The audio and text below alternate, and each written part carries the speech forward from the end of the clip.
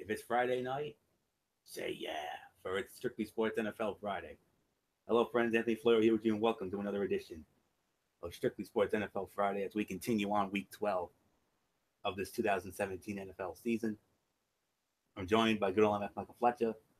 Um, I'm not sure where Michael Bullock is. But I don't know if he's out or what's going on with him, but hopefully he'll be with us at some point. And if he is, we'll just simply catch him up on what he missed. So, three games already went down. Of course, Thanksgiving yesterday. Minnesota Vikings, Detroit Lions game of the day, no question about it. Minnesota winning it 30-23. Second game was an absolute dud of a game. The Los Angeles Chargers absolutely pounded the Dallas Cowboys 28-6, and then in the nightcap, the Washington Redskins over the New York Giants 20-10. So that's what went down so far this week, and we have 13 remaining games to get to. So without any further ado, let's dive on in. Our first game this week from the NFC South. It's a good one here. The Tampa Bay Buccaneers squaring off against the Atlanta Falcons at the Mercedes-Benz Stadium in Atlanta. This game will be on Fox, and the legendary Dick Stockton will have the call. He'll be on the call with Mark Schlereth and Shannon Spake. And the spread favors the Atlanta Falcons by 10 to. Wow, that's a big spread for Atlanta. Tampa Bay leads the all-time series 24-23. And they split both meetings last year, both teams winning on the road. So that meant Tampa Bay won in Atlanta last year, 31-24, as did the year before. They also won there the year before, 23-20 in overtime in 2015. Falcons have not beaten the Bucs at home since 2014 in a 56-14 laugher. So that's that. And this game came in at number 5 in our FPI top 5 games of the week. So number 5. So here we are. With Jameis Winston again set to be on the sideline with a shoulder injury, Ryan Fitzpatrick will once again get the call at quarterback for the Buccaneers. So far, the Buccaneers have won both of his starts, albeit against the Jets, who ranked 29th in FPI, and the Dolphins at 26th. The Falcons' 9th will be a much tougher test. Atlanta is coming off what could be a season-saving win in Seattle Monday night. The defending NFC champions' chances to make the playoffs before Week 11 were 23%, while holding off the Seahawks' late rally boosted them to 45%. Taking care of business against Tampa Bay is the expectation, meaning a win only marginally would improve the Falcons' chances of returning to the playoffs to 52%. However, basically wipes out the gains made by the Seattle win to 23%. The Bucs do get the Falcons coming off a Monday night trip out west. Consistency and giving up explosive plays both on the ground and in the air will be problematic, even if Devontae Freeman remains in the concussion protocol. Third down is also still an issue for the Bucs defense, and the Falcons are converting on 44.4% of their third downs, 6th best in the league. If Vernon Hargreaves remains out with a hamstring injury and Ryan Smith starts on the outside again, Matt Ryan could definitely try to exploit him. That's what's happened against the Miami Dolphins last week, with Smith surrendering 186 passing yards and a touchdown. It's looking like a tough Sunday for the Bucs defense. The Falcons have put together a couple of wins in a row against teams initially considered to be among the NFC's best in Dallas and Seattle. Both teams were shorthanded, which made things much easier, but good teams take advantage of such situations and exploit weaknesses. Such should be the case again this week as the Falcons take on a Buccaneers team playing without Jameis Winston.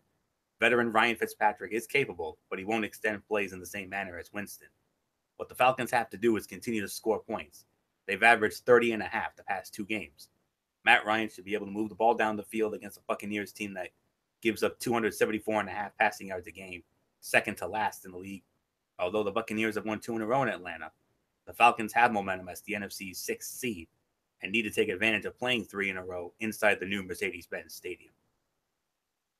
So nothing to say here. I'm going with the Atlanta Falcons to win this game. My final score, I'm going to go 31-17, Atlanta over Tampa Bay. Keep the winning ways going, so nothing more to say on that. Good old MF Michael Fletcher, come on in.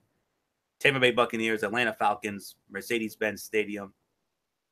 Bucs are free falling, but the Falcons starting to look like that team that nearly won it all last year. Finally looking like it. Yes, indeed. Starting to look like that team that won the Super Bowl about, well, at least got to the Super Bowl a year ago. I think that's the best way to say it. And yeah, at the end of the day, you want to see some good things happen. Um, I don't know. I feel like Atlanta definitely is worthy of what they've done, and they've been a really good team. Tampa Bay, look, whatever you want to say about them, they've been all right. But yeah, I'll go with Atlanta as well. There's really nothing more to say. So Anthony, let's just move on to the next game. which you'll start off on, MF. And oh boy, what a game you get to start off with here. The Zonk game of the week. Oy. We got the Zonker this time. Yes, sir. That would be the Cleveland Browns squaring off against the Cincinnati Bengals at Paul Brown Stadium in Cincinnati.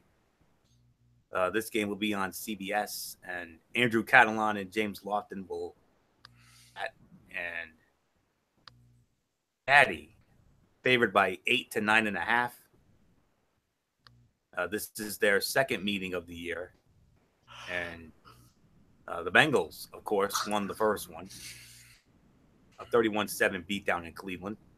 So when we look at the series history now, when you add that latest win by the Bengals back in October, I still believe Cincinnati leads the all-time series. Oh yeah, it's now 49-39 in favor of Cincinnati with that win in Cleveland a couple months ago, and the Browns have not won in Cincinnati since 2014, and that's the last time they won there. The Bengals won the last two, so really nothing more to say on this. So MF Zonk game of the week. Is this the week Cleveland gets their first win, or is Cincinnati gonna make it two in a row after a nice win in Denver? I gotta say, Cincinnati gonna make it two in a row. I just don't have any faith in the Browns. I'm gonna say it right now, and I hate to say it, but I think they're going to win 16. I think they're going to be the team that's going to do the unthinkable. I think they're going to be the first team in what, maybe a couple of years that could get the ultimate goose egg. I mean, if they do that, man, wow. I don't even know what to say. No doubt about it. 0-16 is definitely alive and well. And I'm going to give Cincinnati the win on this one. This will make it two in a row. And believe it or not, because of how crazy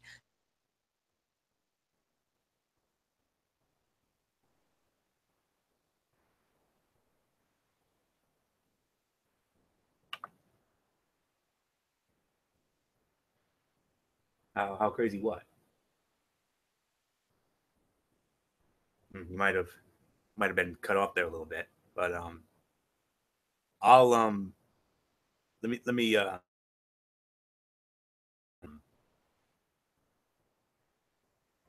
wait a minute. Oh, okay. MF might have had, I think MF's having a mic issue or something, but I'll have to. no, it's not a mic issue. It's that I was done. I got Cincinnati winning. Oh, okay. I thought you were cut off or something. All right. If I was, it probably is, just the connection just dropped maybe Yeah. for a second or two. Right. That happens. It does. The inconsistencies of youth and lack of talent leave the Browns grasping for a win. The Bengals are on the cusp of the playoffs and can't afford a loss to a winless team. The Bengals have plenty of their own struggles, but nowhere near the level of the Browns' struggles. The Browns have taken several games down to the wire, and they could make a game out of this one. But the Bengals' talent will win out in the end.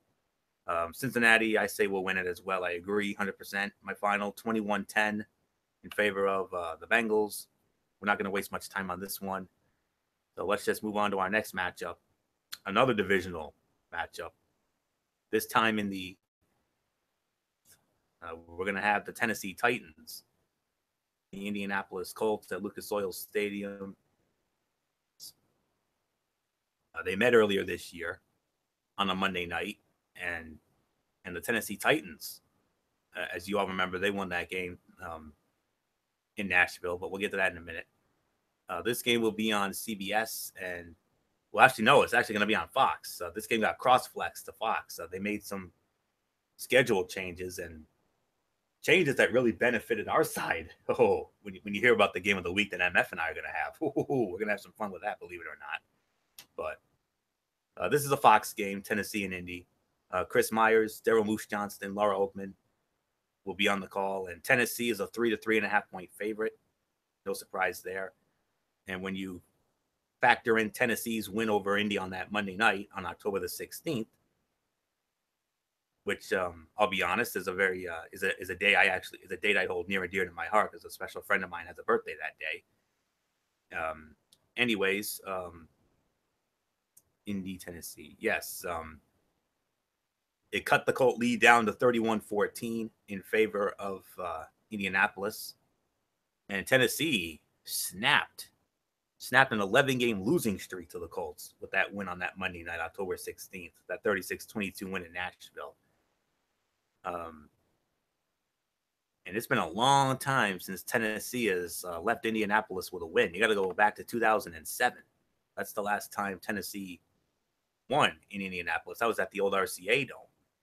They have not won at Lucas Oil Stadium yet, but I think that's going to change. So, getting into this, the Titans say they'll play angry this week after being embarrassed by the Steelers on national TV on that Thursday night, November 16th. Tennessee has lost 9 consecutive games against Indianapolis and has never won at Lucas Oil Stadium. But this is a different Colts team, and the Titans should be able to right some of their problems Sunday. The Colts are a better team than the one that lost to the Titans on October 16, even though their 1-3 record since then doesn't show it. The biggest difference has been on defense. The Colts are allowing only 293 yards a game, and teams are converting just 34% of their third downs in the past 3 games. The Titans haven't beaten the Colts in Indianapolis since December 30th, 2007.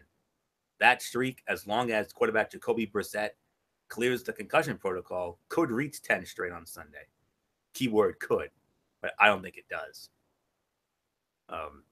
MF said he had no faith in Cleveland. I still have no confidence in Indy, if I'm going to be real honest with you. So, with that being said, I'm going to go with the Tennessee Titans to win this one.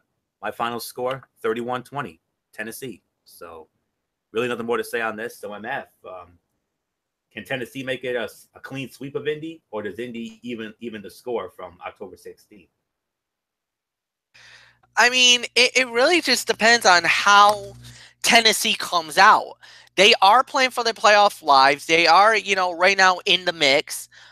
I just don't see how Indy just comes back and wins this game on Sunday, even though I love what Jacoby Brissett has brought to the table, but that's not enough. And for me, I'm with you, Anthony. I got the Tennessee Titans winning this game. Nothing more to say. Let's move on to the next game. And it's one of our games of the week on our side of the ledger, even though it did not make the FPI list. You could have made an argument that it should have, but nonetheless, this is one of our big games of the week. The Buffalo Bills and the Kansas City Chiefs, Arrowhead Stadium in Kansas City on CBS. And it will be Greg Gumbel with Trent Green and Jamie Erdahl. Kansas City, 10 to 10.5 point favorites. Not a surprise, to say the least. And a lot of history between these two over the years. And Buffalo leads the all-time series. They lead it 23-20 with a tie. And that one tie was back in, let me see, it was back in 1963. It was a 27-all tie in Buffalo and back in 63. So their last meeting was 2 years ago in Arrowhead, and Kansas City won it 30-22. Matter of fact, the Chiefs have won three in a row against Buffalo. Buffalo hasn't beaten the Chiefs since 2012, 35-17 win in Buffalo, and Buffalo has not won in Arrowhead since 2011, a 41-7 beatdown. So, all right, MF, one of our big games of the week. This is a game that I consider one of our top 3 games of the week, if you think about it. Buffalo and Kansas City. Buffalo, oh boy, they started so good, but now they've been floundering. Yeah, I've seen this movie before, and I'm afraid it's going to play out the same way. And Kansas City, what in the world? They lost to the Giants? What? Yeah, I think that's the biggest thing. They're free falling. They are absolutely positively free falling, and yeah, they let the New York Football Giants get them.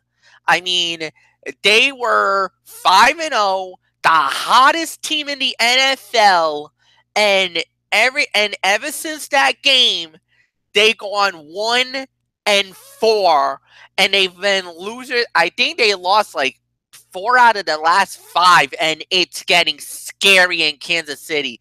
What once looked like a Super Bowl contender is now probably one of the most prone teams in the AFC West. And let me tell you, the teams that are benefiting this, the Raiders, the Broncos, and the team that put a whooping on Dallas yesterday, the Los Angeles Chargers, all of a sudden, they're starting to think, hey, we might have a chance at the division now. Come on, Kansas City, keep on coming down. Keep on coming down. Well, I'll say this.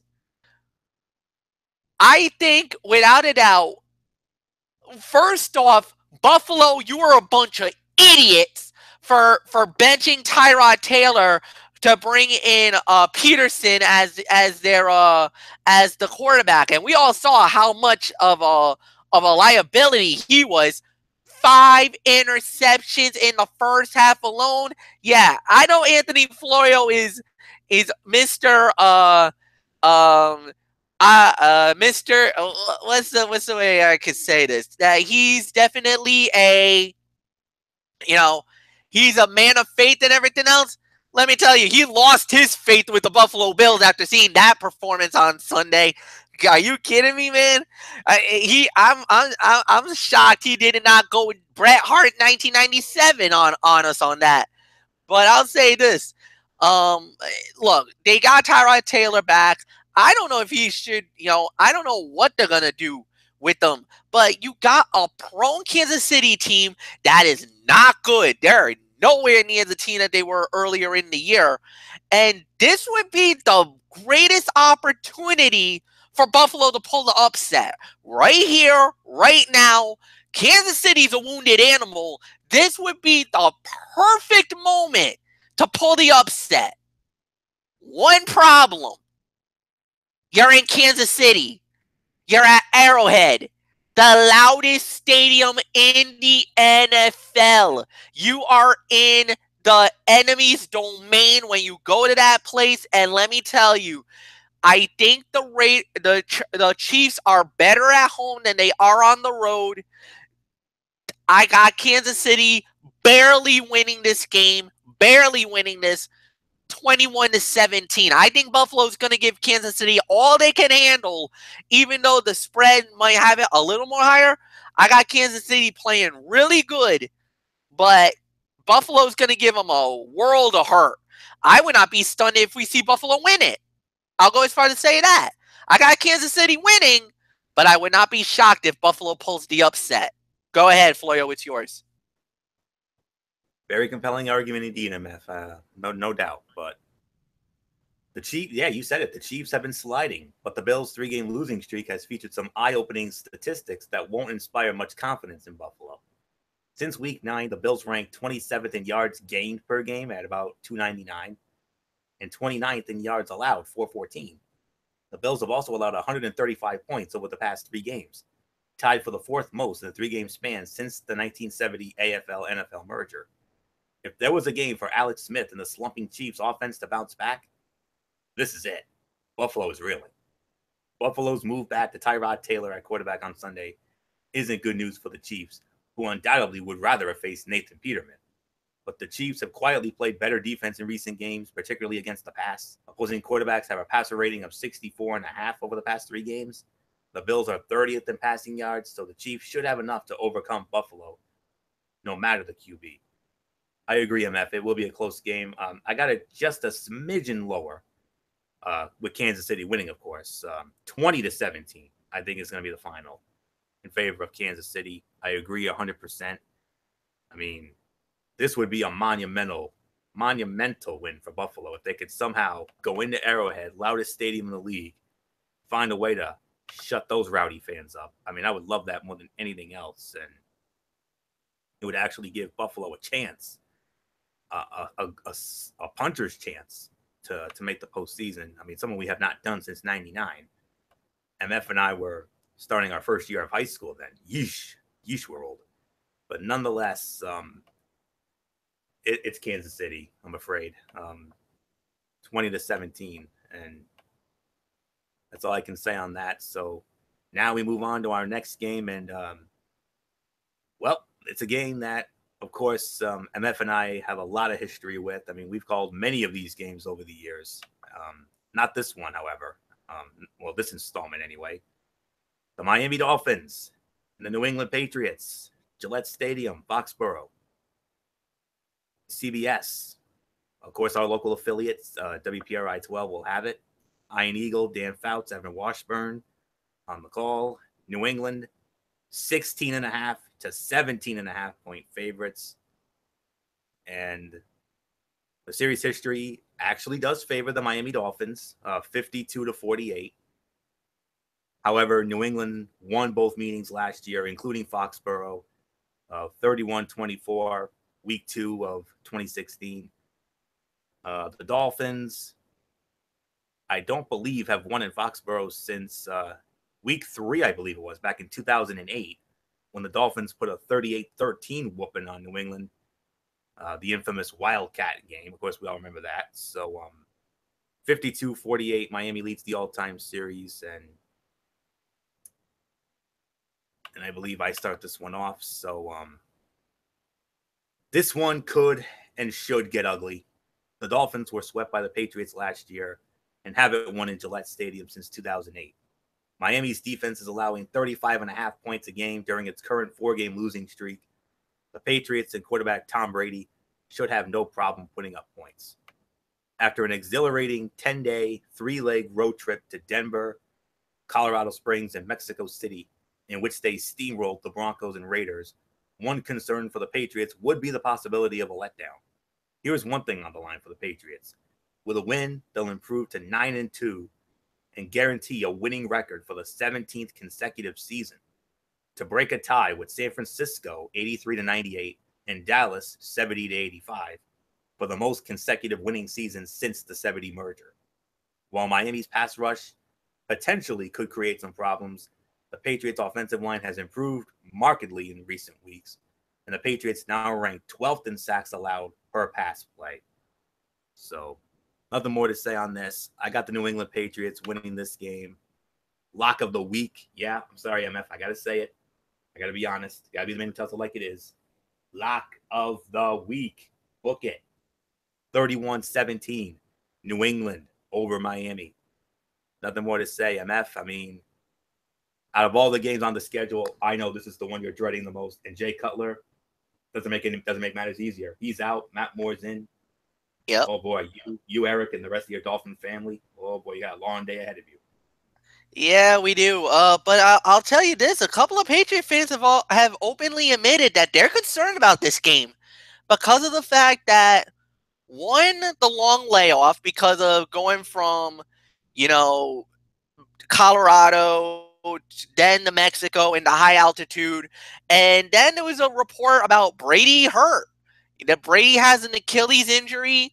Gronk wasn't really at 100%, so there's a little bit of some concern with New England. Plus, with Miami, Miami's a wounded animal. They're playing for pride. It doesn't look like they're going to be making the playoffs this year, and you kind of feel, they kind of feel like this is one of those games could be a trap game for New England. Don't get me wrong. I don't think it is. I think New England will handle their business, and I think I'm dreading this game very badly.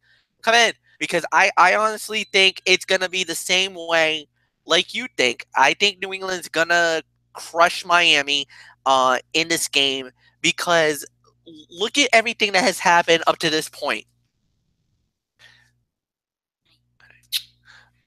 Which is that, number one,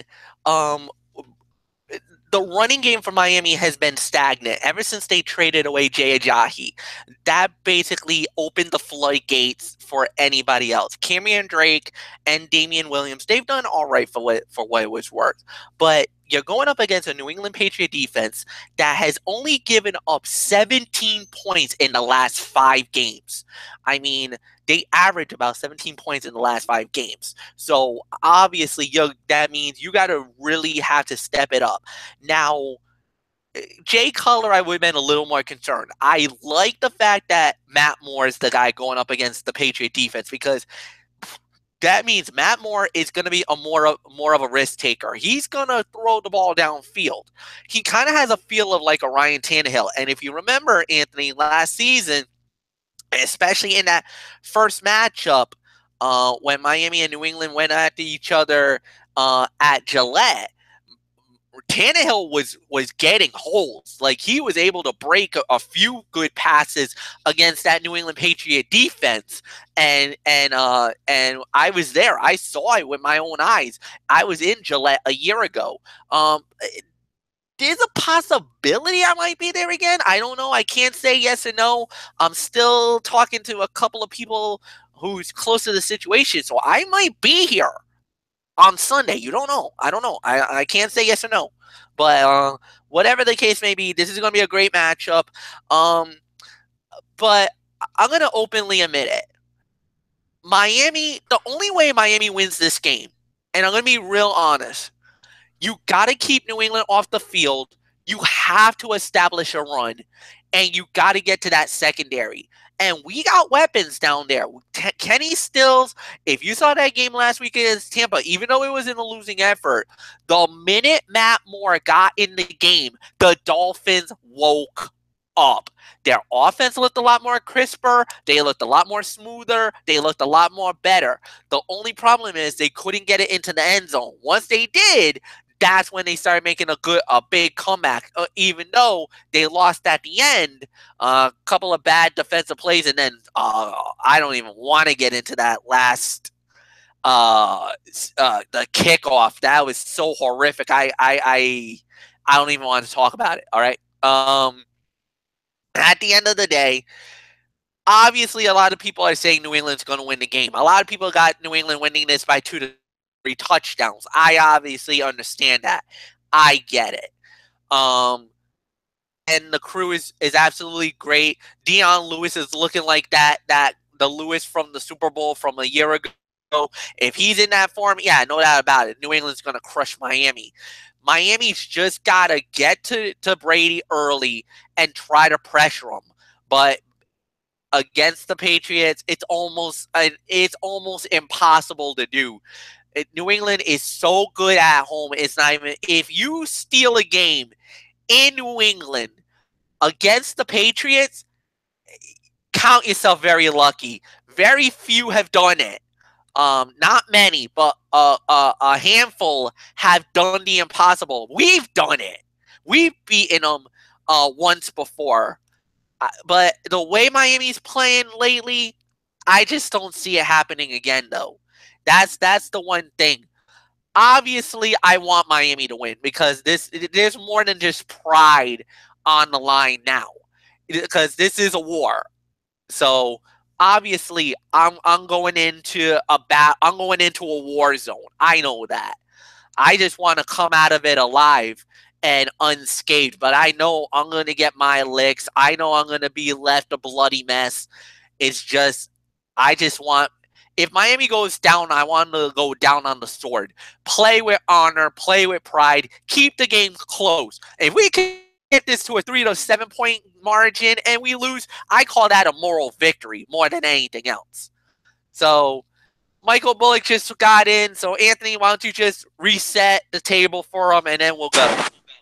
Absolutely, MF. All right, Michael Bullock. Gonna get you caught up on what you missed. We're a few games in here. Well, first off, I want to say, hope you guys had a really happy Thanksgiving. Yes, absolutely. I had a blessed day. Absolutely. Sure, MF did too, and I know you did too, Bullock. I've seen some of the photos. So, all right. Yeah, especially with my cousin's children there. Yes, of course. So let's get into it. Get you caught up, rapid fire, and then we'll get back into our shtick here. Tampa Bay Buccaneers, Atlanta Falcons.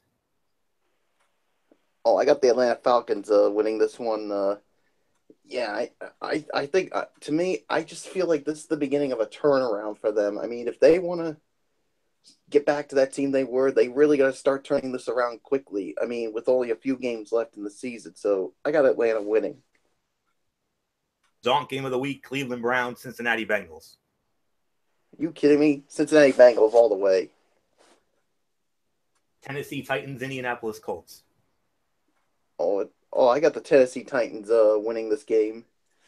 All right, fair enough. Buffalo Bills, Kansas City Chiefs.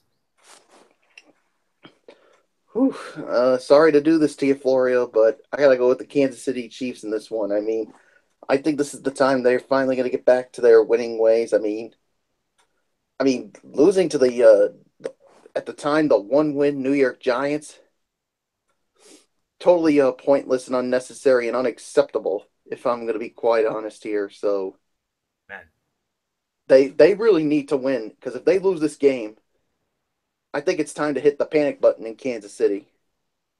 Yeah, if they lose to Buffalo, it'll definitely be panic button time. That's an MF saying right there. I mean, Wouldn't MF you has agree? made that panic button.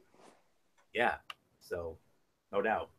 And now the game that we just got into, we want to get your thoughts on it. It's the Buddy Bowl. Your Patriots against Fletcher's Dolphins at Gillette. Oh. And your Patriots, Bullock. Your Patriots, 16.5 to 17.5 point favorites. How do you like that? Wow, I mean, I'm going to be quite honest with you, Florio. I think that's probably a little too high, if I'm going to be quite honest, because divisional opponents sometimes give New England Patriots fits. And you know the New England Patriots, they're not going to take this this team lightly. Yes, they may be heavy favorites, but just don't say that to New England, because yeah, I mean, but they are at home. I think they'll win by at least 2 touchdowns, but I just don't see it going any higher. All right, so now you're all caught up now, Bullock, so we're just going to move on to our next matchup here, and MF, you're going to start it off. We got the Carolina Panthers squaring off against the New York Jets at MetLife Stadium in East Rutherford, New Jersey. This will be a Fox game. Tom Brenneman, Chris Spielman, Peter Schrager on the call. Carolina 5.5 to 6 point favorites. And the series between these two is tied at 3 wins apiece, 3-3. Last meeting was 2013 in Carolina, and the Panthers won 30-20. Last meeting in New York was 2009, and the Jets won 17-6.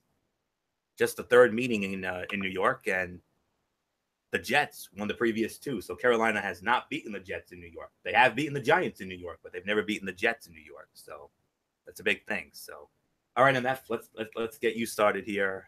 Carolina and the Jets. Interesting middle of the road matchup here. Your thoughts on this?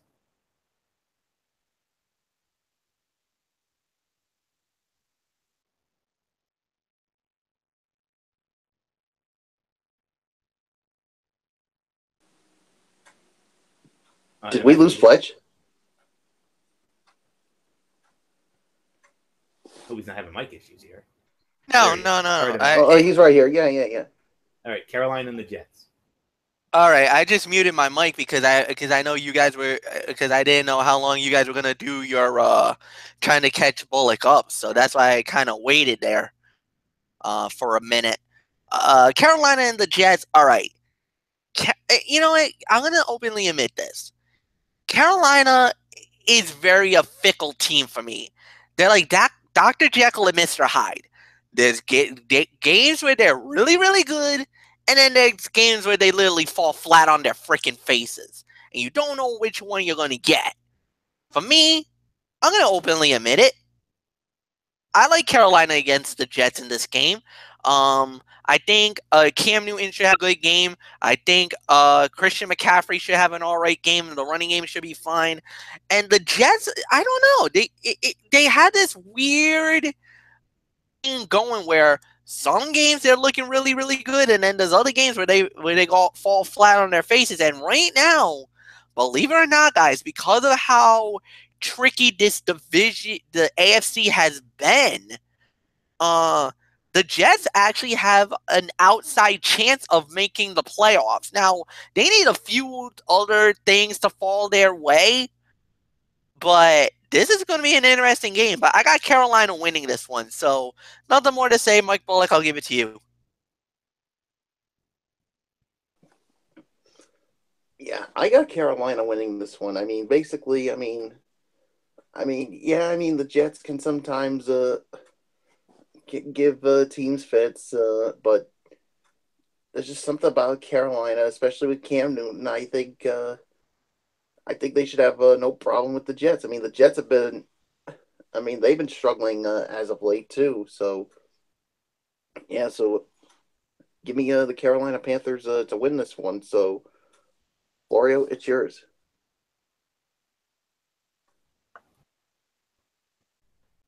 Quarterback Cam Newton and the Panthers offense started to find their groove 2 games before their bye, and they're facing a defense ranked 21st in the league. Carolina's defense ranked 2nd in the NFL, facing a Jets offense that struggled and put up only 10 points in their last game, a 15-10 loss to struggling Tampa Bay. The Panthers will shut down the running game, forcing Josh McCown to beat them, and that isn't likely to happen. Unless the Jets signed a new offense during the bye week, this looms as a bad matchup. The Panthers rank among the league leaders in most of the major defensive categories and will cause problems for the Jets' inconsistent line. The Jets have allowed 204 rushing yards to opposing quarterbacks, tied for 29th, facing Cam Newton. The Jets also come up short when analyzing common opponents.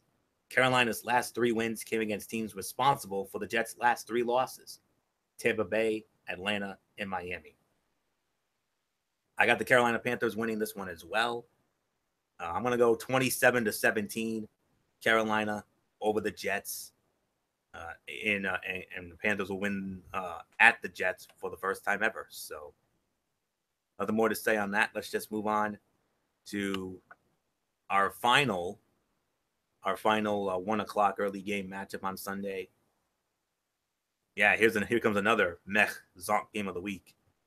We got the Chicago Bears squaring off against the Philadelphia Eagles at Lincoln Financial Field in Philadelphia. Game on Fox. Kevin Burkhardt, Charles Davis, Pam Oliver will be on the call. Philadelphia, 14 to 14.5 point favorites.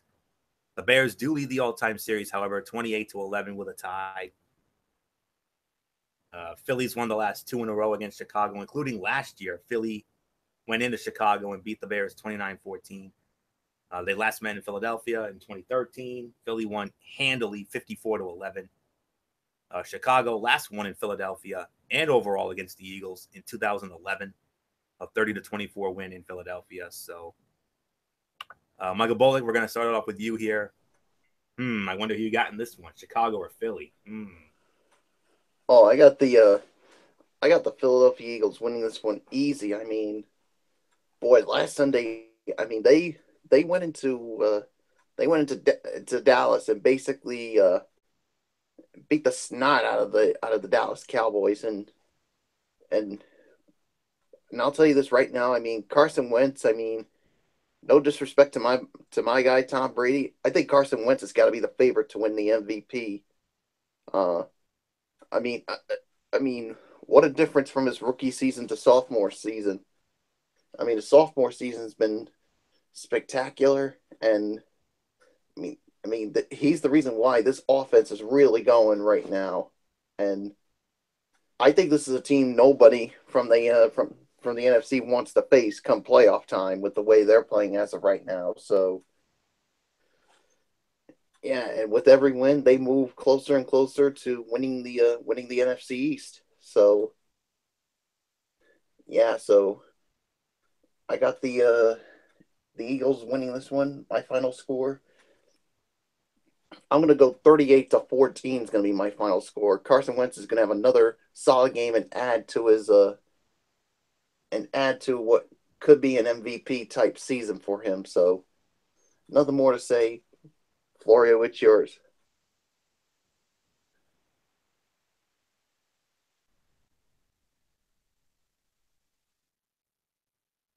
Absolutely. They're the hottest team right now. So let's see. Philadelphia quarterback Carson Wentz dismantled the Bears' defense last year as a wide-eyed rookie. It's scary to think what Wentz, now a legitimate league MVP candidate, could do for an encore. The Bears are just playing out the string under embattled head coach John Fox. The Eagles are coming off a big road win over the Cowboys, and have back-to-back West Coast games at the Seattle Seahawks and Los Angeles Rams looming. This has all the makings of a trap game. To this point, Coach Doug Peterson has been able to successfully guard his team against letdowns. This is the National Football League, and you're seeing it every week. If you don't come ready to play, you'll get your tail beat. And this is no different this week.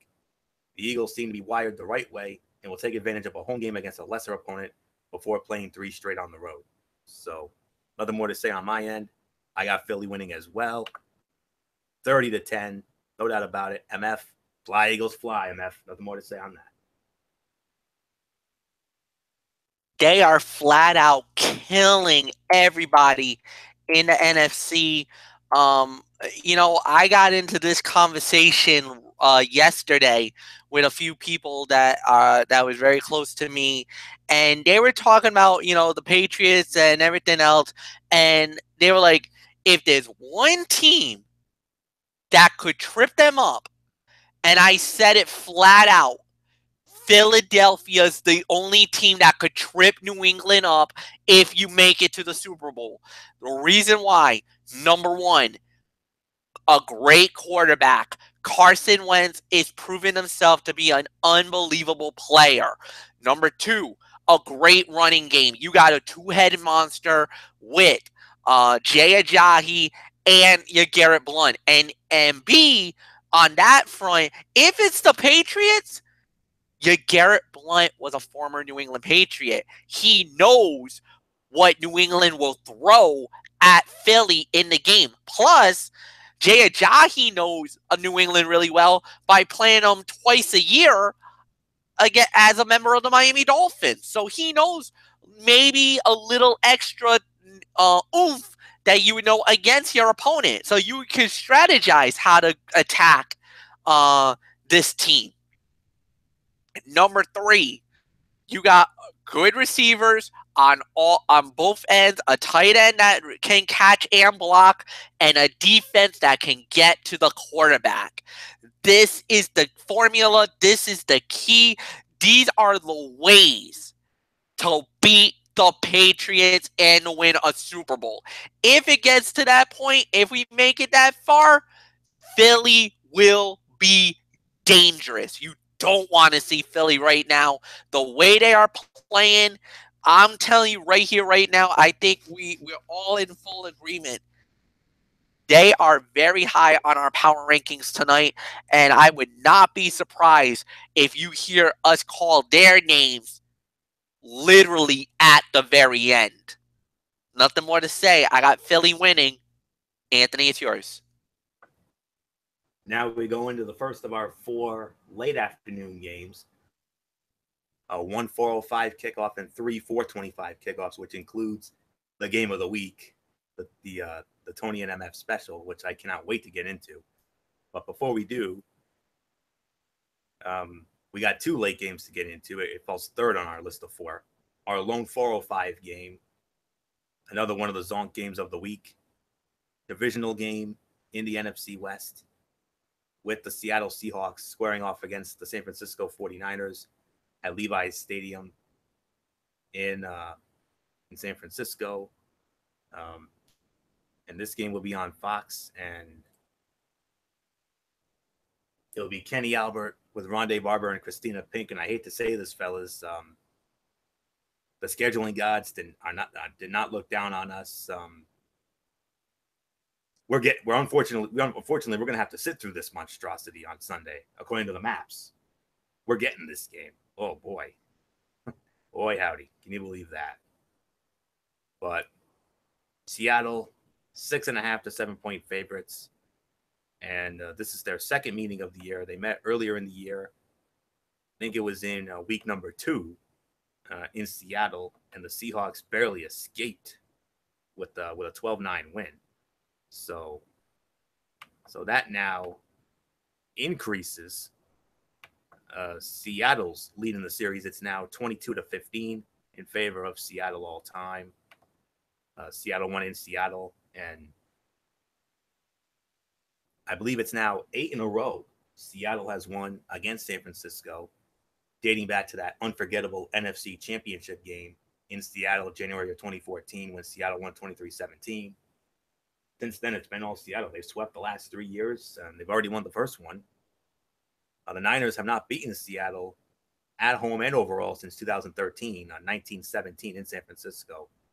4 years ago, that's the last time the Niners beat Seattle. But since that NFC title game, it's been all Seattle in this series, all time.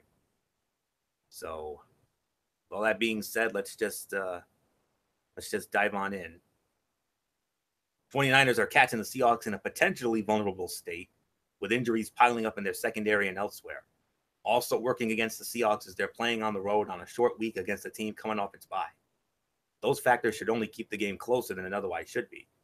The Seahawks may not be as dominant as they were with all the star power they're missing, but they still have a significant enough talent edge over San Francisco that it's hard to imagine them losing this game, especially with their margin for error in the NFC playoff race already reduced. One aspect of this matchup that stands out: San Francisco's 31st ranked run defense will be a welcome sight for a Seattle offense that has struggled to find any consistency on the ground while cycling through tailbacks. The Seahawks have won 8 consecutive games versus the 49ers, starting with the NFC Championship game following the 2013 season. That streak will continue Sunday. 49ers haven't defeated the Seahawks since December 8th of 2013, but the Niners nearly got over the hump in the first meeting this season, and now seem to be looking at their best chance to beat Seattle in the past 9 meetings. San Francisco is coming back from its bye and getting healthy, while the Seahawks are traveling on a short turnaround after playing on Monday Night Football and are missing key defensive players such as Richard Sherman, Cam Chancellor, and Cliff Averill. The Seahawks still have a pronounced advantage at quarterback in Russell Wilson. Is that enough to overcome the other advantages the Niners have? It has been in the past. This one should be close. So I'm going with Seattle to win. I'm going to go 24-17 in favor of Seattle. I think Seattle will find a way to just get it done in San Francisco, but the Niners will give them major fits. I wouldn't be surprised if San Francisco actually pulls the upset. I really wouldn't, but at the end of the day, though, it has to be Seattle. So, because they've owned the Niners in the past, so I say they make it 9 in a row. So, and a 4th consecutive season sweep. So, 24-17, Seattle over San Francisco. Nothing more to say. MF. Can the Niners finally break the Seahawks jinx, or does Seattle make it 9 in a row? Now, I'm pretty sure Seattle will get the 9th win in a row over the 49ers. Look, I think the Niners were very lucky when they beat the Giants because the Giants were just so bad. But the way Seattle's been playing lately, it looks like they're finally clicking on all cylinders. Even though their defense is a little bit of a liability now, you don't have the big guns like they used to. And when I mean the big guns, that means like Richard Sherman, Cam Chancellor, those guys are not as dangerous as they used to be. But I mean, to me, I honestly believe that at the end of the day, Seattle is just a better team than the 49ers. They're just flat out better. So for me, I got nothing more to say. I got Seattle winning this game pretty handily, though. Michael Bullock, I'll give it to you. Yeah, I agree with Fletch. I mean, I know Florio says he thinks this is going to be a close one, but I think the Seahawks will beat the 49ers pretty handily here, and I do think the offense is really starting, like Fletcher said, is clicking on all cylinders. Even though the defense is not what it was. I mean, the injury bug has really bit them on the defensive side, but offensively, they're really starting to get going here. And if that's the case, watch out. So I really got nothing more to say. Let's just move on, Florio. Now we get into our 425 games. 1 game away from the game of the week. We're not there yet. Just one more to get into before we get to it. The Jacksonville Jaguars squaring off against the Arizona Cardinals at University of Phoenix Stadium in Glendale, Arizona. This game will be on CBS. And before I give you that, Jacksonville is the favorite. They're favored by 5 to 5.5. Yes, 5 to 5.5 the spread for Jacksonville. Series history, it's tied 2 games apiece. This is only their 5th all-time meeting. The last one was 4 years ago in 2013, also in Arizona. And the Cardinals won 27-14. Cardinals have won the last 2 meetings in this series. They won in 2009, Arizona did, in Jacksonville, 31-17. After the Jaguars won the first 2 games. Jacksonville, their only other win in Arizona was 2005, 24-17. So, okay, we have the announcers for this game. It'll be Spiro Ditas and Adam Archuleta. They'll be on the call for CBS. So I think I've got all the schematics out of the way. So MF, we'll start it with you here. Jacksonville, Arizona. What do you think about this interesting intra-conference matchup? Interesting interconference matchup, no doubt about it. But if you really think about it, Arizona doesn't have all their weapons here. No Carson Palmer. Carson is hurt. Adrian Peterson, he's done okay, I guess. Larry Fitzgerald's one of the reasons why Arizona's kind of still alive, but not by much.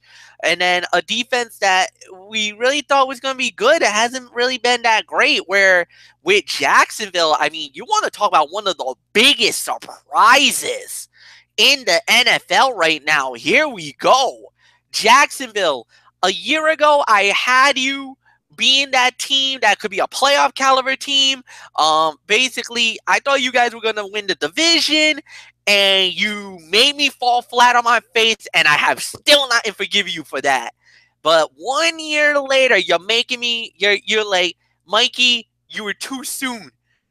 Now is the time to jump on the bandwagon. Now is the time to say that, to preach about how great we are. And I'll say it. They are one of the biggest surprises in the AFC right now.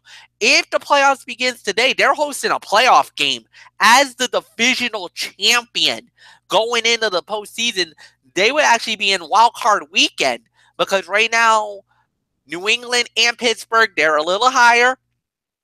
Pittsburgh number 1, New England number 2, and then Jacksonville would be slotted into the number 3 hole at the 7-3 record. So they're looking really good, but this is a tough game because you're going from east to west. But the big factor is you're in that stadium, that retractable roof stadium, so you don't have to deal with the overbearing hot elements in Arizona inside that stadium. I think you're going to have a good situation going. I got the Jaguars winning. I do. Michael Bullock, I give it to you.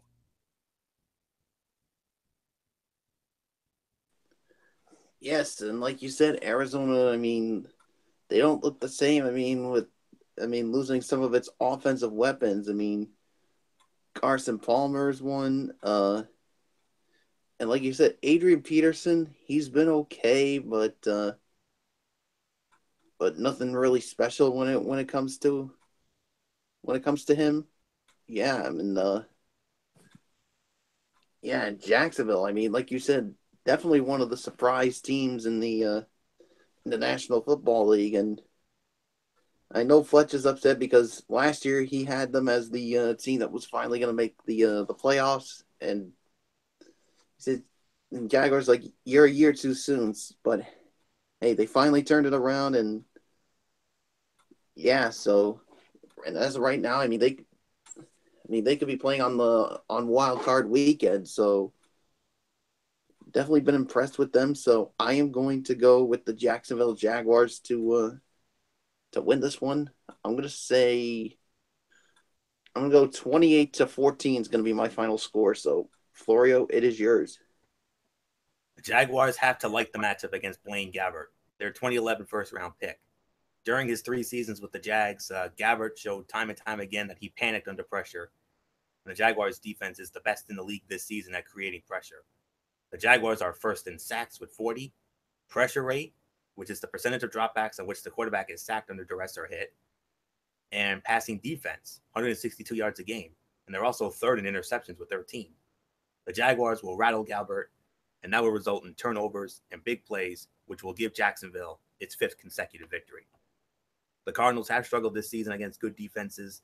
The Jaguars are the best in the NFL in sacks, yards allowed, touchdowns allowed, opposing quarterback completion percentage, and passing yards allowed per attempt.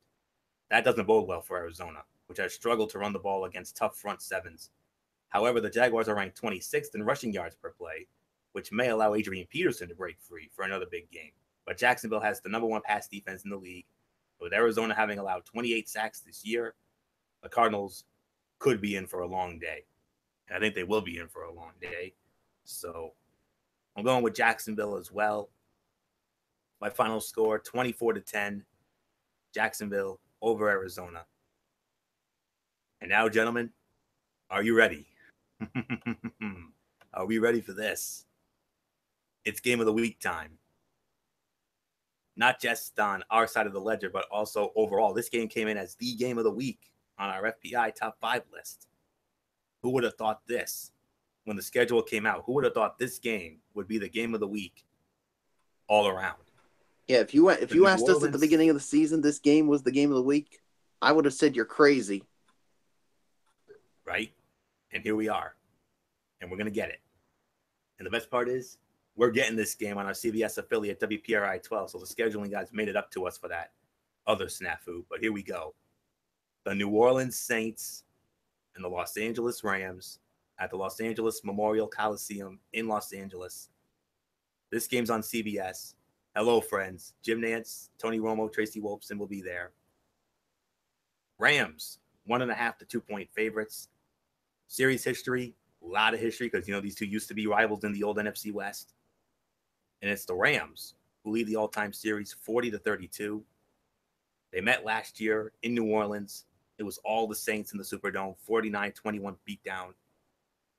And this is going to be their first meeting in Los Angeles since 1994. And the Saints won 31-15 on that day. The last time the Rams beat the Saints in the Coliseum, you got to go all the way back to 1986. 26-13 win. But since then, it's been all Saints in Los Angeles. So, and like I said, this game came in at number 1 on our game of the week, FPI. And this game, if you can believe it, not a Fox game. It got cross-flexed to CBS. Boy, did we get thrown a major bone here on this Thanksgiving weekend. Happy Thanksgiving indeed. So, all right, Michael Bullock, before MF and I, get into our thoughts, because this is obviously our game, Michael Bullock, we're going to start it off with you here. What a great matchup here. The New Orleans Saints, the Los Angeles Rams. Quite frankly, the two biggest surprises in the NFC. This is going to be fun. Oh, it's going to be a whole hell of a lot of fun. I mean, like I just said, if you were to have asked me going into the season that the New Orleans Saints and the LA Rams would be the number 1 game of the week overall in the National Football League, I would have said no way. No freaking way that would happen. But yet, here we are. And as our good friend Chris Berman would say, because that's why they play the game. And both of these teams certainly have, and so boy, a lot at stake. Seedings, top overall seed in the NFC. The Saints, after an 0-2 start, they have won 8 consecutive games to get to this point. They're starting to look like that Saints team from that won the Super Bowl. That won Super Bowl 44. So, yeah. So, again, this is another team I think anybody in the NFC doesn't want to play come January. But what about the LA Rams? I don't think anybody could have expected this from them. 7-3, and I got to tell you this right now, Sean McVay, I think he's definitely got to be the favorite for Coach of the Year, no doubt, because he's got this Rams offense off and running here. So this is going to be a fun game. I cannot wait to see how this goes. This is a tough one. But in the end, I am going to go with the Los Angeles Rams to win this one. I think, and why? Because they are at home, and I think they're gonna slow down this Saints off. As a matter of fact, I don't think they'll be slow. I think this is gonna be a shootout, and I think in the end, I think the Rams will win it. So, I mean, would it surprise me if the New Orleans Saints win it? No, but I'm gonna say my final score: the Los Angeles Rams 38 and the New Orleans Saints 34. Anthony Florio, it is all yours. Lost in the praise of the Saints' defensive resurgence is the fact that we are witnessing a vintage Saints offensive performance as well. New Orleans ranks second in the league in the offensive expected points added per game, also ranking 12th among all team seasons since 2006 in that category. That puts them right behind the 2009 Super Bowl winning Saints team, which ranks 11th. Among teams this season, New Orleans ranks second in both rushing and passing offensive EPA a game. Adding the rushing component to a Drew Brees-led offense has certainly helped, but the vast majority of the Saints' advantage has come via their aerial attack. The difference between their EPA a game on the ground and the 16th best team in the category is 2.91 points a game. Well, that same difference in ranking amounts to 7.5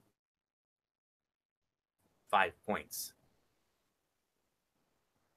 And, oh, okay. Give me a moment. The Saints have to lose sometime, right? This might be the formula that snaps their 8-game winning streak. Traveling across the country to face a Rams offense that has been every bit as surprising as New Orleans' breakout defense this year. And that defense is really banged up right now, with defensive end Alex Okafor out for the season with a torn Achilles, and cornerback Marshawn Lattimore, linebacker A.J. Klein, and safety Kenny Vaccaro all questionable. I don't expect the Rams to cool off New Orleans' dynamic running back duo of Alvin Kamara and Mark Ingram, who rank first and second in the NFL in yards from scrimmage since week 7. But LA has a pretty good runner-receiver of its own in Todd Gurley, who ranks first in the NFL in yards from scrimmage since week 1. The Rams are coming off a tough loss on the road against the Vikings, and now they'll face an equally daunting task against the Saints team that is very balanced. New Orleans features a stout running game and a strong defense. The Saints have some guys banged up, but so do the Rams, who could be without two of their most important cornerbacks in Kayvon Webster and Nickel Roby-Coleman. And they'll definitely be without their most productive receiver, Robert Woods. Mark Ingram and Alvin Kamara are a nightmare matchup for a Rams team that is giving up the 5th most rushing yards a game, and the LA offense could have a hard time keeping up on its first Sunday without Woods. I know this game is tailor-made for a Ram win, but I'm sorry, Michael Bullock, I got to respectfully disagree with you.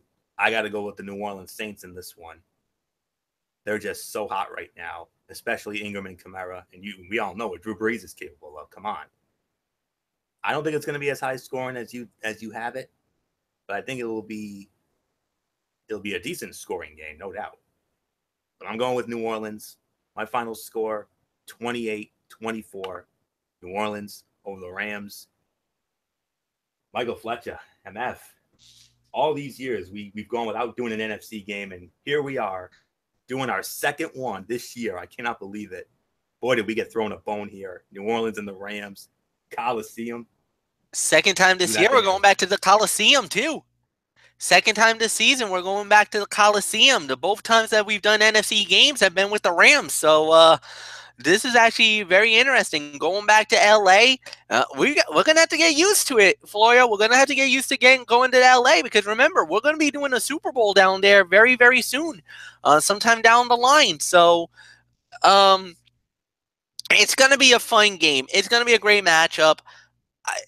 I'm with you. I'm going with the New Orleans Saints as well. Even though, yes, I'm a little concerned about them going because a lot of the times in the past, if you remember, they were always unbeatable at home, but on the road, they weren't that great.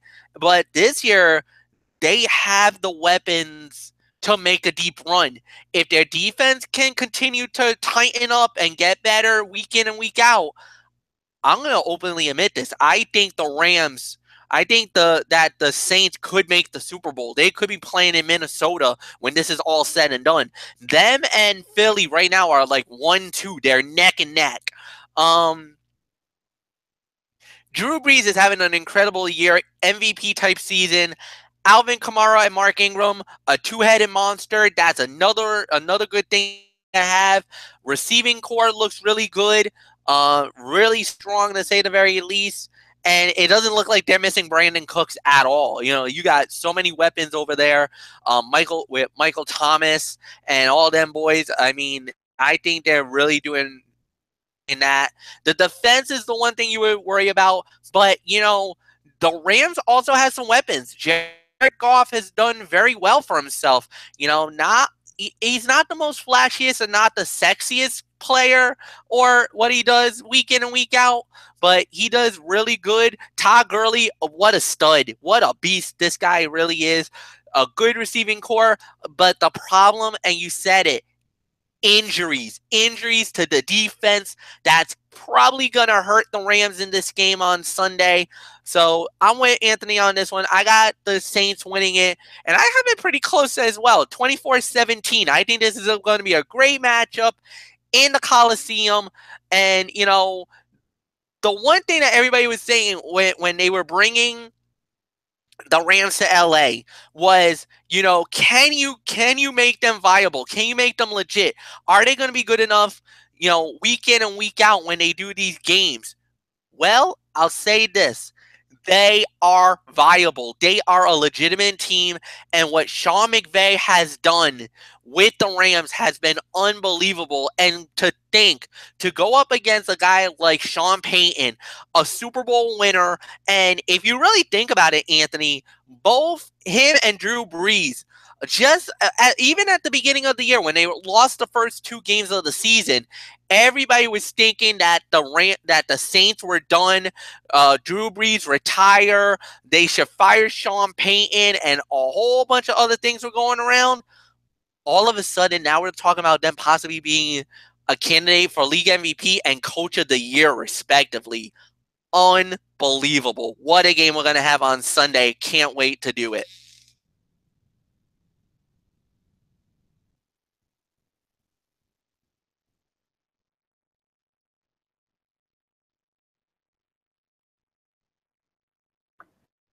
All right, I'll be right there. Just give me 1 second here. Just loading up something on my end here. Okay. Yeah, it's gonna be one hell of a matchup. Cannot wait. One other 425 kickoff to get into, and this is the game, MF, that, you know, when the schedule came out, I think this is the game that we were initially thinking was going to be ours at this time, but oh, not this time. Oh no. Oh boy, has this gone down. The Denver Broncos and the Oakland Raiders at the Oakland Coliseum in Oakland. Kevin Harlan and Rich Gannon on the call for CBS. The Raiders 4.5 to 5 point favorites. And let's see. They met earlier this year in Denver. The Broncos won that. So the Raiders still lead the all-time series, however, 61 to 51, 2 ties. Broncos have now won 2 in a row against the Raiders. Both of those were in Denver. They met last year, and their last meeting in Oakland was on a Sunday night a year ago. Raiders won 30-20. Broncos' last win against the Oakland Raiders in Oakland was 2015, 16 to 10. So I believe I start this one off. So there's no question in the Broncos offense. There's no question the Broncos offense and the Raiders defense have struggled mightily this season, which is why both teams fired coordinators this week. Mike McCoy as offensive coordinator for the Broncos and defensive coordinator Ken Norton Jr. for the Raiders. Denver will also start second-year quarterback Paxton Lynch in place of Brock Osweiler. The Broncos' best chance to win will come down to how successful they can run the ball. All 3 of Denver's wins have come in games in which it has run the ball more than it has passed. The last time the Broncos won a game was October 1 against the Raiders, who lost Derek Carr to a broken bone in his back that day. Carr has since returned, but there are changes afoot. This week, the Broncos replaced offensive coordinator Mike McCoy, who was Oakland's offensive coordinator last year, and the Raiders fired defensive coordinator Ken Norton Jr. and replaced him with John Pagano, who was the Chargers DC last season. It's like the Raiders against the Chargers last year. Raiders left tackle Donald Penn, with both teams looking for a spark. The Broncos are starting Paxton Lynch at quarterback, and with the Raiders playing in Oakland for the first time since October 19, the home team should have the advantage. That depends on the defense responding to Pagano and the offense continuing to run the ball with Marshawn Lynch, who gouged the Patriots for 6.1 yards per carry last week. Those are big ifs, with the Broncos having the number 4 ranked rush defense and giving up 85.5 ground yards per game. And yet, I got the Raiders winning. I say Oakland will win. I'm going to say 23-20, Oakland over Denver. So nothing more to say here. MF, I mean, when the schedule came out, this easily could have been our game, but yeah, not this time. Not this time. No, absolutely right. Absolutely right. I really got nothing more to say. You just added everything I said. I don't know what Denver's doing. I don't know what the look's going to be like in the whole 9 yards. I'm going to be openly honest with you. I got the Raiders winning this one, going away as well. Nothing more to say. Michael Bullock, it's yours. Yeah, I got the Oakland Raiders winning this one, going away as well. Yeah, I mean, Denver's just starting to fall apart, and you could pretty much say the same thing with the Raiders. So, yeah, there's really nothing more to say. So, I think Sunday Night Football is on the docket now. You should have made your Android cleaner now, or your phone. Yeah, Mike's. All right. 2 games left. Of course, Sunday Night Football is the next one. And when the schedule first came out, this was without question. I mean, you easily could have made an argument that this would have been the game of the week right here, considering the matchup we had. But unfortunately, this one has gone in a downward spiral. The Green Bay Packers and the Pittsburgh Steelers at Heinz Field in Pittsburgh. Sunday Night Football on NBC. Al Michaels, Chris Collinsworth, Michelle Tafoya. Pittsburgh, a 14 to 15 point favorite. Green Bay does lead the all-time series, 18 to 15. Last meeting was 2013 at Lambeau. Steelers won a wild one, 38-31. Packers last beat the Steelers in Super Bowl 45, 31-25 in Dallas in 2010. A game that was played in January of 2011. Packers have not won against the Steelers in Pittsburgh since all the way back in 1970. That was a 20-12 win for Green Bay in Pittsburgh. But since then, the Steelers have pretty much owned this rivalry lately, even though Green Bay leads at 18-15. So I believe it's MF who starts it off here. So MF, I mean, once again, I say, just like with the last game, when the schedule came out, this is the game we had circled on it. We thought this probably could have been a Super Bowl preview for all we know. But after what happened to Aaron Rodgers, not so much. And the thing is, they're just trying to hold off and trying to hold hope, because they're hoping to get Aaron Rodgers back in about 3 weeks or something like that, back from his injury. If that's the case, then maybe we still might get it. A lot of things can still happen between now and then. But at the end of the day, yeah, you kind of have to feel like it's just a tough situation. And Pittsburgh right now, I mean, one of the hottest teams in the NFL. Big Ben Roethlisberger looking really good. Le'Veon Bell is looking really good. Antonio Brown, what a flipping beast this guy is, man. I mean, this guy is unbelievable. The defense looks pretty good right now. They're geared up and they're looking really good to go. They can't get too complacent because they got that team from Foxborough, and they're playing them in about 3 weeks. So they got to keep playing good. They got to stay focused and stay right on that line, because they got the Patriots not far from now, and that could decide who's the number 1 team in the AFC when it's all said and done. So we'll wait and see what happens. It's going to be a good matchup. Nothing more to say. Michael Bullock, I give it to you. And by the way, I got the Steelers winning for the record. Yeah, I got the Pittsburgh Steelers winning this one as well. Man, this team's just on a roll right now, especially Antonio Brown. This, like you said, this guy is an absolute beast, and here's another guy who could be the favorite to win the MVP in the National Football League. He's just that good, and in Green Bay, all they got to do is just basically hold on until Aaron Rodgers gets back. So yeah, but which is a tall task, especially against a team like Pittsburgh, especially when you got Antonio Brown and especially Le'Veon Bell and Big Ben, and of course that defense of theirs is really starting to come on. So yeah, I agree. I got the Pittsburgh Steelers winning as well. So I'm just gonna toss it up to you, Florio. And one interesting note: the only downside for the Steelers is Juju Smith-Schuster, their outstanding rookie out of USC, will not be playing. He has a hamstring injury, but I don't think they're gonna have any trouble with that. So. And believe it or not, guys, this game actually came in at as our number 4 game of the week. Hard to believe. But the Steelers enter Sunday night's game running a 5-game winning streak in which they have not allowed more than 17 points a game. Green Bay, on the other hand, has lost 4 of its last 5, scoring 17 off a shutout at the hands of Baltimore. Raw QBR allowed this year. Brett Hundley is in for another tough test. Pittsburgh is allowing the 3rd lowest raw opponent QBR. The Steelers' pass rush is a big reason why, racking up 34 sacks, second behind only Jacksonville. This could pose an issue for Green Bay, as Hundley has taken an average of 3.25 sacks a game since taking over for the injured Aaron Rodgers.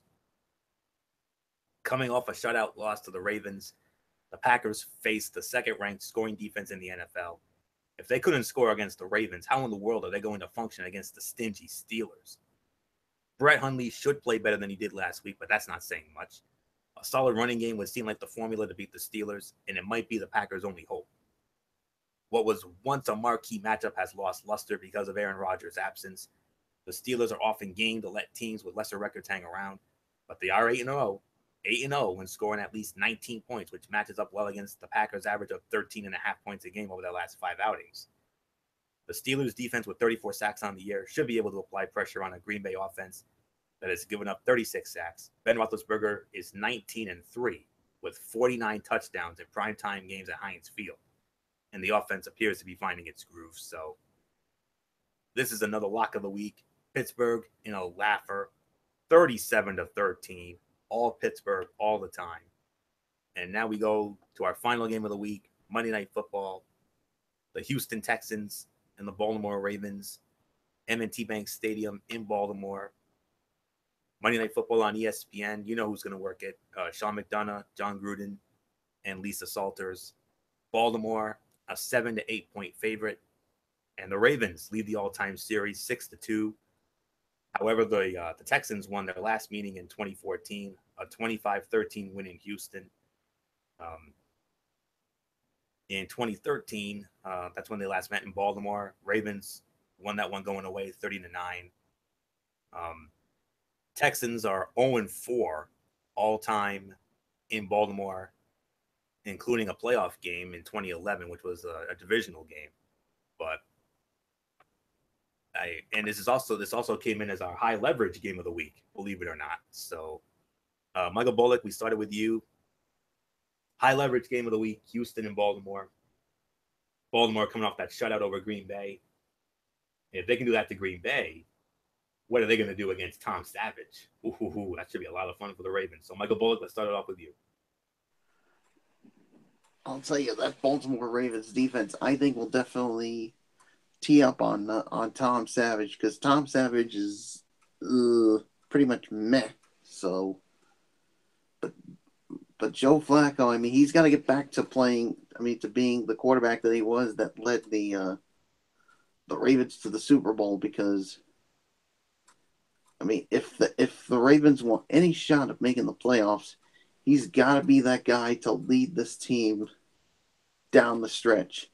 Him and that defense have really got to get this team going, and if they do that, it's a possibility they could make the playoffs. But in the end, I got the Baltimore Ravens winning this one, so I really got nothing more to say. So, Wario, I give it to you. There are 8 AFC teams with 5-5 or 4-6 records and fighting for a playoff berth. 2 will be featured here. The Texans' chances could swing from a hopeful 25% with a win to a much more problematic 4% with a loss. Part of the reason the loss would be so damning is if FPI incorporates the fact that Baltimore would own the tiebreaker over Houston. The Ravens have a little more wiggle room, thanks in part to a remaining schedule that FPI ranks as the 3rd easiest of any team. Including Sunday's matchup, Baltimore is a 70% or better favorite in 4 of its final 6 games and is only an underdog on the road at Pittsburgh in Week 14. A win on Sunday would prop the Ravens up to an 83% chance to make the playoffs. A loss would leave them at just under 50%. Tom Savage played the best game of his NFL career Sunday against the Cardinals, but will face a much tougher defense on Monday night. The Ravens have held opposing quarterbacks to an average of 185 passing yards a game, 2nd lowest in the league. This is a big game in the standings, but the Texans will fall short and fall behind in the race for an AFC wildcard spot. The Ravens have shut out the last 2 fill-in quarterbacks they have faced, Matt Moore and Brett Hundley, and now get Houston's Tom Savage on Monday Night Football. Can Baltimore ring up another shutout? Since Savage returned as the starter, the Texans have averaged 15 offensive points a game, 29th in the NFL. Baltimore is allowing 17.1 points a game, 3rd best in the league. This mismatch will help the Ravens win their 10th consecutive home primetime game and keep them in the thick of the AFC playoff race. Baltimore wins it 27-13. Nothing more to say. MF, your thoughts on Houston and Baltimore Monday Night Football? I think this is going to be a very interesting matchup, but I'm with the Ravens on this one as well because of the fact that if you see how Baltimore plays at home, they are unbelievable. I think we saw the best of them during the during some points of the season. I think Joe Flacco should be fine. He'll have a good game. The running game should be all right. Houston is a little bit of a mess. I think Tom Savage is okay, but you still got a running game. You got a decent receiving core. I just don't know if that's going to be enough to beat the Ravens, and that's all I'm going to say about that. That's it, guys. Florio, it's yours. Good luck with the power ranking. I'm heading out. Have a good night. Oh, okay. Yeah, MF heading out Black Friday. Yep. So, all right. Power ranking time, and man, I was kind of hoping MF would have stuck around. That would have really helped. Well, when it comes to the lower tier of the power rankings, I mean, the upper echelon definitely will be easy. So, but let's get into it. I do have a dud. That dud is the Seattle Seahawks. Seattle Seahawks, of course, losing Monday night to Atlanta. So Seattle is out. And I do have a couple of honorable mentions.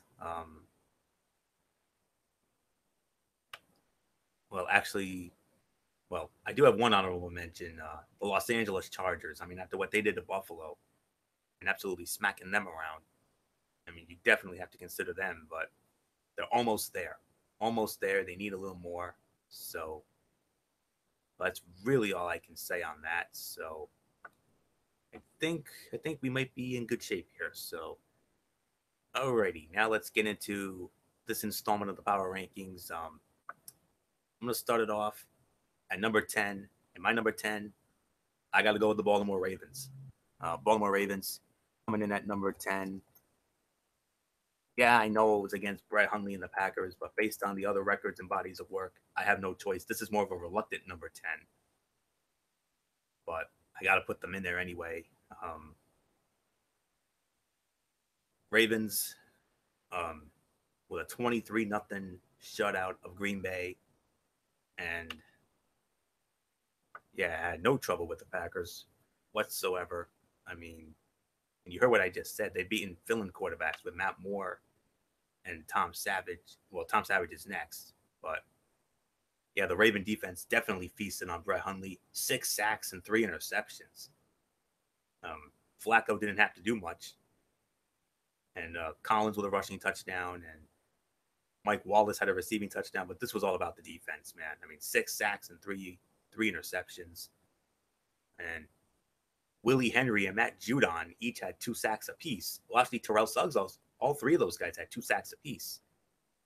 And Eric Weddle, Jimmy Smith, and Marlon Humphrey with the interceptions.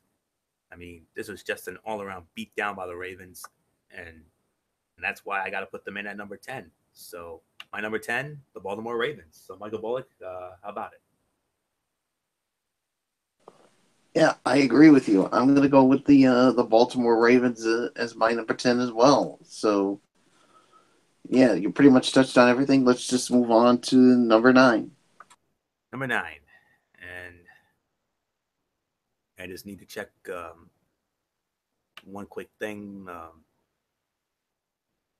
Well, actually, I have one other dud I forgot to mention, and that is the Tennessee Titans after they got smacked around by the Steelers on that Thursday night. So Tennessee is out as well. So with that being said, number 9, it's between Atlanta and Detroit. I'll say it like that. It's between Atlanta and Detroit. I just don't know who to go with at this time.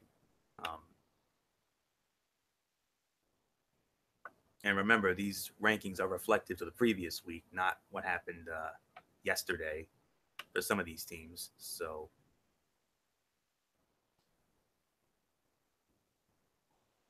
it's Detroit Lions. I got to put the Lions at number 9, not counting yesterday's loss to Minnesota. Actually, wait a minute. Actually, I stand corrected. I believe I have Atlanta at number 9, but it's going to move up definitely next week. So let's get it in here.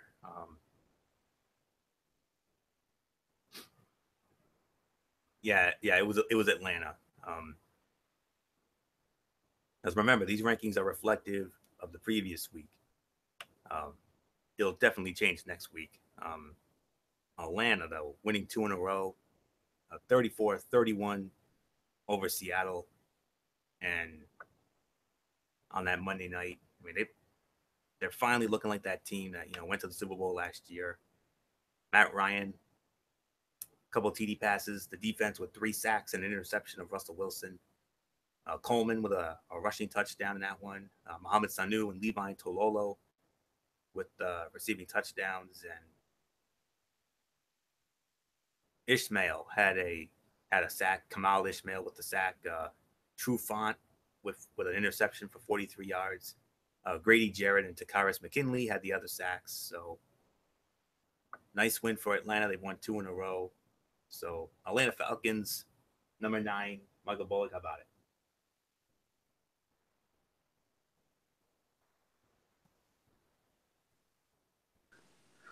Oh yes, I got the Atlanta Falcons as my number 9 as well. So yeah, so you pretty much mentioned everything. I say we just move on. And this is where I have the Detroit Lions at number 8. Detroit, they were on a 3-game winning streak going into Thanksgiving against Minnesota before losing. So even though they weren't the prettiest of wins, you know how we are about streaks and body of work and the whole 9 yards. tough loss yesterday to Minnesota. I mean, they dug themselves too big of a hole. They nearly came back and pulled it out, but we'll talk about that next week. But against Chicago, he barely got by them. Stafford had 299 and 2 TDs. He was sacked 3 times. Defense only managed 1 sack of Mitchell Trubisky. Running game didn't do much. Marvin Jones Jr. with a receiving touchdown, 85 yards. Abdullah with a receiving touchdown as well. And Jeremiah Ledbetter and Cornelius Washington, half a sack apiece.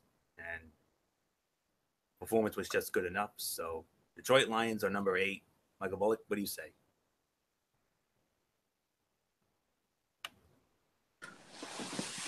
What I say is the Detroit Lions are my number 8 as well. So let's just move on to number 7. And then, I'm actually going to be knocking this team down a little bit. They're still in the rankings because their body of work is just too good to ignore. But I am going to punish them a little bit because of their loss last week. My number 7 is the Los Angeles Rams. I mean, 7-3. Their big winning streak snapped at the hands of the Minnesota Vikings in Minnesota. They had won, 4 in a row before losing to Minnesota 24-7. Very tough game against the Rams. I mean, against the Saints coming up. And you know where they're going to be. Trust me. Goff had an okay game, but he was sacked twice. Gurley had a rushing touchdown, but only 37 yards. They did lose Robert Woods to 81 yards. Nothing much there. They had to come back down to earth eventually, and that's pretty much all they could do. The defense couldn't do anything to Case Keenum, and no sacks, no picks, nothing for the defense, and they kept it close early, but then it was just all Minnesota in the fourth quarter. So that's it. So Los Angeles Rams down to number 7, but their body work is still too good enough to be ignored. So Michael Bullock, 7, Los Angeles Rams.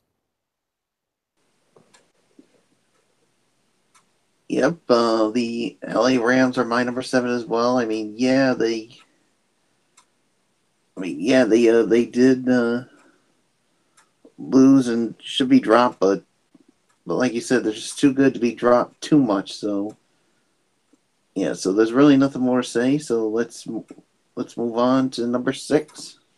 6. All right. I believe it's Carolina I have here. Let me double check. Yes. Carolina Panthers, number 6. They've won 3 in a row, 7-3 in the last 10.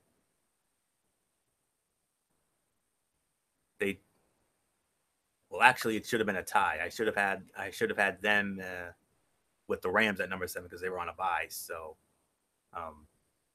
Carolina's at number 7 with the Rams. So we got to make that indefinite because they were on the bye week because we last saw them pound the Dolphins on that Monday night. So that's it for that.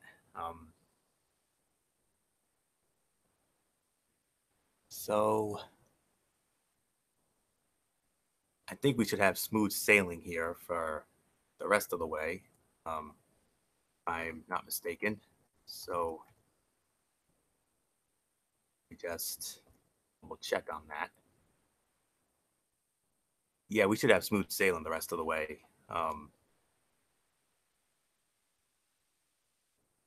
Number 6, Jacksonville Jaguars. Jacksonville coming in at number 6.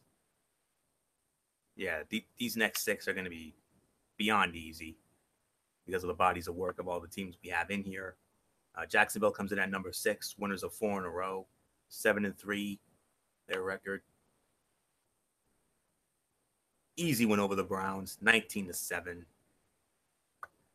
They got Arizona next. We think they should win that one. And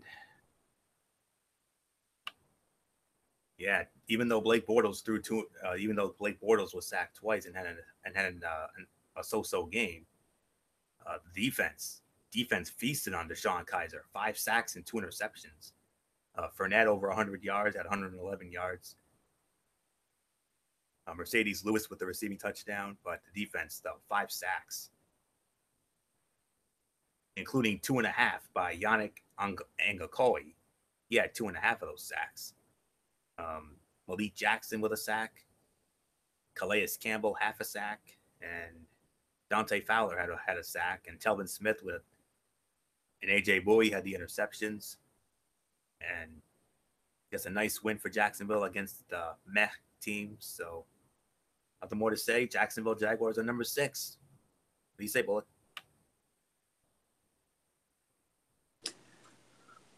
What I say is the Jacksonville Jaguars, they're my number 6 as well. So, yeah, nothing more to say. So I give it to you, Florio. Alrighty. Let's see. Well, we know who number 1 is. Well, we know who the top 2 are. No doubt about it. It's just how do we rank 3, 4, and 5? That's going to be a little on the tough side, but we'll do it anywho.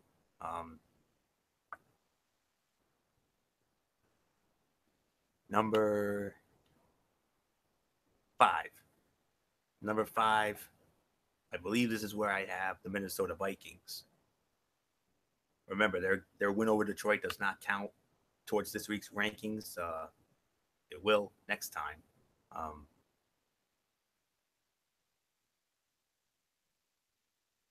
Yeah, it's Minnesota. Minnesota. At this point, I believe it was like 5 or 6 in a row with the win over the Rams. Defense only had 2 sacks. Keenum, 280 yards at TD. Latavius Murray, 2 rushing touchdowns, 95 yards. Adam Thielen, 123 yards and a touchdown in the win, and a couple of sacks for the defense. Danielle Hunter and Tashawn Bauer had the sacks, and you can make an argument that they should be higher, but thing is, there's 4 other teams that are playing just as great as they are, if not better. Well, that made it 6 in a row with the win over the Rams, and yeah, but it was just the body of work, just a little more impressive of the other teams. So I got Minnesota at number 5. Bullock, I don't know if you agree with that or not, but I got Minnesota at 5.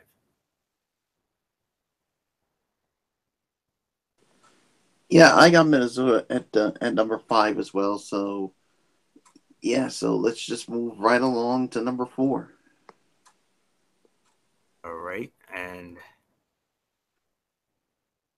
my number 4, got to go with the Pittsburgh Steelers. Pittsburgh Steelers, number 4. They've won 5 in a row, 8-2 overall. Easy win over the Tennessee Titans, 40-17 on that Thursday night. They got the Packers next, which I think they should have a much easier time with, considering it's going to be Brett Hundley and not Aaron Rodgers. Ben Roethlisberger, 4 touchdown passes, despite getting sacked 3 times. But the defense, man, 5 sacks and 4 interceptions of Marcus Mariota. I mean, just incredible. And that knocked Tennessee out of the rankings. Antonio Brown, 144 yards, 3 touchdowns in the win. I mean, that stands out by itself. But the defense, though, unbelievable. Cameron Hayward, 2 sacks. Vince Williams, Stephon Tuitt, and L.T. Walton with the other sacks. Sensabaugh, Cody Sensabaugh, Robert Golden, Sean Davis, and Mike Hilton with the interceptions. Just amazing. It's an all-around dominant performance by Pittsburgh. You can make an argument for them to be higher, but with the 3 teams that we have in the top 3, they just missed out because their bodies of work have been unbelievable. But Pittsburgh deserves to be in the ranking, no doubt about it. So, number 4, Pittsburgh Steelers, Michael Bullock. What do you say to that?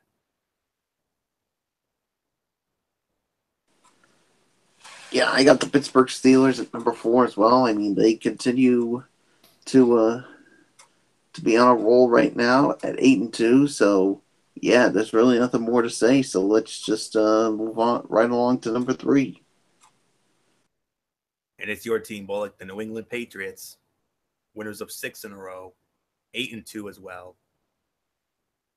Another easy win, an easy beatdown of the Raiders, 33-8 in Mexico. Favorable schedule, pretty much. I mean, they got 2 games with Miami, and they got the 2 meetings with Miami, and their 2 meetings with Buffalo. I mean, they should have no trouble in any of those 4. I'm going to be real honest with you. The only, oh yeah, and there's also they also have their second meeting with the Jets on New Year's Eve.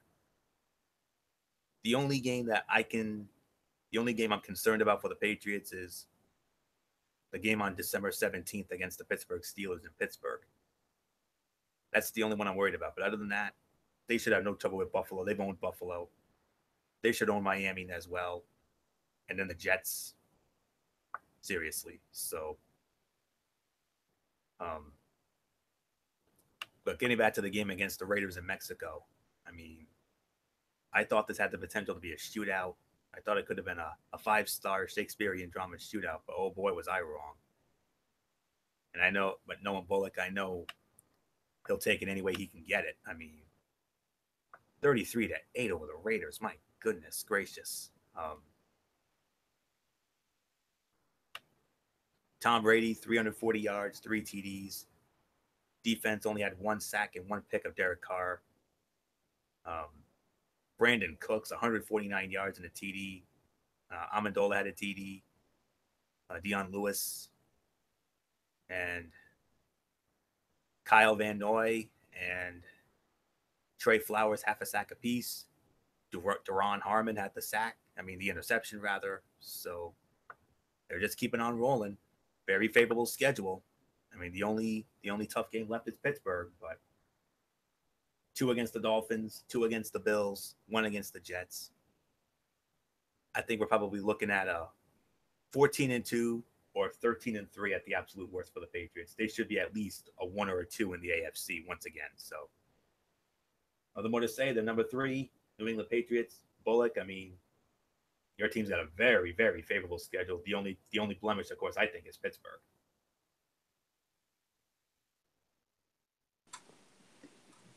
Yeah, the New England Patriots, they're my number 3 as well. I mean, yeah, like you said, I mean, they got a favorable schedule coming up. I mean,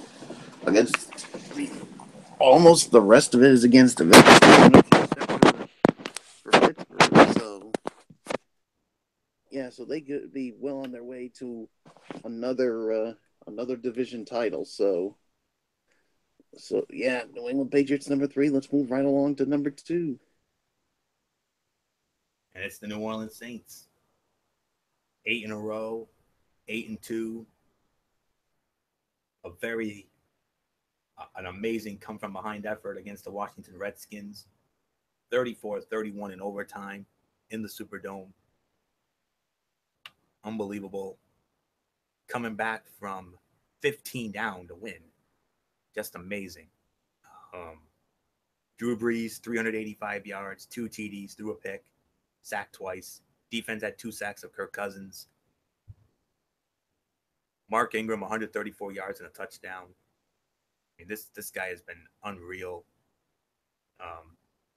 Kamara with a receiving touchdown, over 100 all-purpose yards, and a couple sacks for the defense. Cameron Jordan and Von Bell with sacks, and great comeback for the Saints, coming back from 31-16 down to win 34-31 in OT. I mean, looking at their schedule, a little tougher, if I'm going to be honest. You got the Rams coming up. And you've also got Carolina coming in. Then you got to go to Atlanta. So 3 very tough games back to back to back. Their next easy game won't be until December 17th when they host the Jets. And then they have another one with Atlanta on Christmas Eve. And then they end New Year's Eve at Tampa. So, but these next 3 games we're going to find out if the Saints are who we think they are. I mean, can the Saints keep their winning ways going? I mean, at the Rams, home against Carolina, and at Atlanta, which is suddenly getting good again? We'll find out soon enough. New Orleans Saints number 2. Bullock, how about it?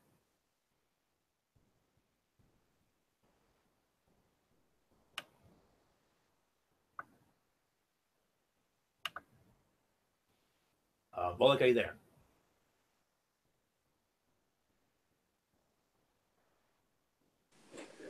Oh yeah, the New Orleans Saints. They're my number 2 as well. So let's move right along to number 1. I think we know who it is.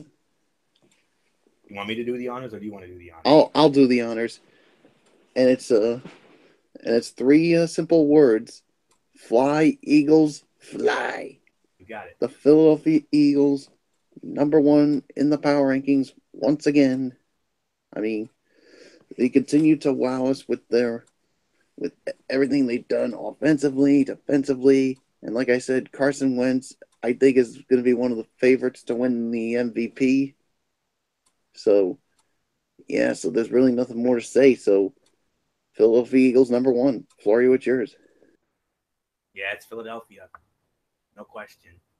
I mean, 37-9 beat down of the Dallas Cowboys on Sunday night in Dallas. They've won 8 in a row. They have not lost the game since all the way back in week 2 when they lost to Kansas City in Arrowhead. But since then, it's been all Philly.